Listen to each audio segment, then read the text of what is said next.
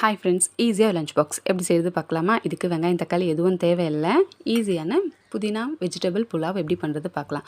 ஒரு mixie jar எடுத்துக்கோங்க. ஒரு கைப்பிடி அளவு புதினா, கொத்தமல்லி, ஒரு பச்சை மிளகா, ஒரு கப் தயிர் போட்டு மிக்ஸியில் அரைச்சிக்கோங்க. இதுவே நீங்கள் 2-3 பேருக்கு செய்கிற மாதிரி இருந்தால் ஒரு கட்டு புதினா, 2 பச்சை மிளகா, ஒரு 1½ கப் தயிர் போட்டுக்கோங்க. இது 1 பார்ட் ரெசிபி. குக்கர்லேயே செய்ய போகிறோம்.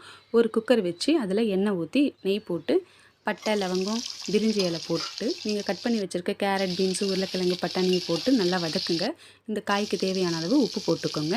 நீங்கள் அரைச்சி வச்சுருக்க பேஸ்ட்டை போட்டு நல்லா வதக்குங்க. அது தண்ணி இல்லாமல் கொஞ்சம் ட்ரை ஆகிற அளவுக்கு வதக்குங்க. வதங்கின பிறகு நீங்கள் நார்மல் ரைஸாக இருந்தால் 1 கப் அரிசிக்கு 2 கப் தண்ணி ஊற்றுங்க. இதுவே பாஸ்மதி ரைஸாக இருந்தால் 1 கப்புக்கு 1½ கப் தண்ணி ஊற்றுங்க. கரெக்டாக இருக்கும். தண்ணி நல்லா கொதித்த பிறகு ஊற வச்சுருக்க அரிசியை போடுங்க. அப்போ தான் சீக்கிரமாக வேகும். சாதமும் நல்லா உதிரியாக இருக்கும். இப்போ குக்கரை மூடி 2 விசில் கொடுங்க. ப்ரெஷர் போனதுக்கப்புறம் குக்கரை ஓப்பன் பண்ணி பார்த்தீங்கன்னா சூப்பரான புதினா வெஜிடபிள் புலாவ் ரெடி. இந்த மாதிரி ஈஸியான லஞ்ச் பாக்ஸ்க்கு என்ன சப்ஸ்கிரைப் பண்ணிக்கோங்க. நாளைக்கு இன்னொரு லஞ்ச் பாக்ஸில் உங்களை பார்க்குறேன். தேங்க்யூ. பாய்.